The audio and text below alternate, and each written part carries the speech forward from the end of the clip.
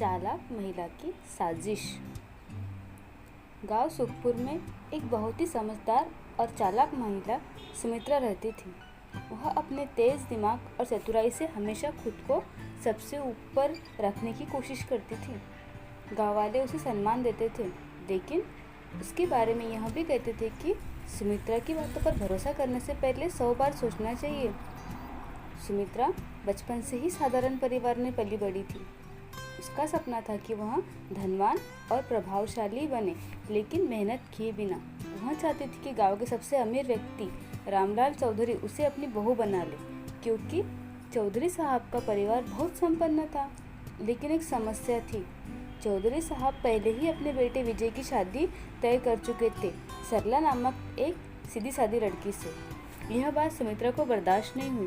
उसने सोचा, अगर मैं विजय की पत्नी बन जाऊं तो मुझे पूरी संपत्ति का अधिकार मिल जाएगा। सुमित्रा ने अपनी चालाकी से योजना बनाई। उसने धीरे धीरे गांव में सरला के बारे में अफवाहें शुरू कर दी।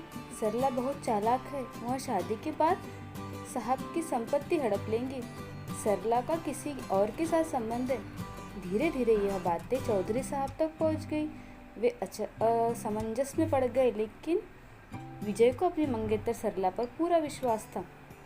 सुमित्रा को लगा कि सिर्फ अफवाहों से काम नहीं चलेगा, कुछ बड़ा करना होगा।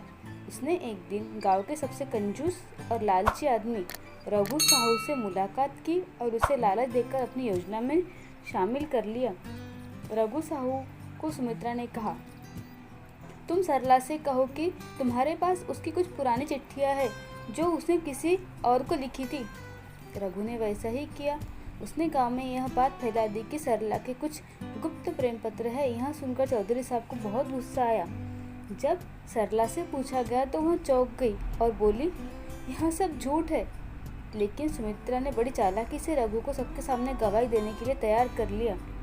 विजय को सरला पर विश्वास था, लेकिन इतनी अफवाहें सुनने के बाद वह भी सोचने लगा, अगर सब झूठ होता तो ये लोग ऐसी बातें क्यों करते। आखिरकार चौधरी साहब ने गुस्से में आकर विजय और सरला की शादी तोड़ दी। यह खबर सुनकर सुमित्रा के चेहरे पर मुस्कान आ गई। अब चौधरी साहब को अपने बेटे के लिए दूसरी बहू की तलाश थी। सुमित्रा ने अपनी मीठी मीठी बातों से चौधरी साहब को प्रभावित किया। आपको एक समझदार और वफादार बहू चाहिए जो आपके परिवार की इज्जत बढ़ाए। धीरे धीरे उसकी बातों से चौधरी साहब प्रभावित हो गए और उन्होंने विजय की शादी सुमित्रा से करने का फैसला किया।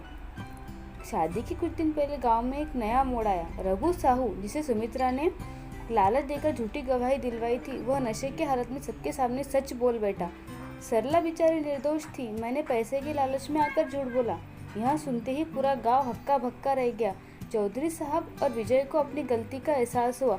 उन्हें समझ नहीं आ रहा था कि सुमित्रा को ने चालाकी से साजिश रची थी। गुस्से में आकर चौधरी साहब ने सुमित्रा को अपमानित करके घर से बाहर निकाल दिया। दोस्तों, इस कहानी से हमें यह सीख मिलती है कि सुमित्रा की चालाकी अंत में उसी पर ही भारी पड़ गई।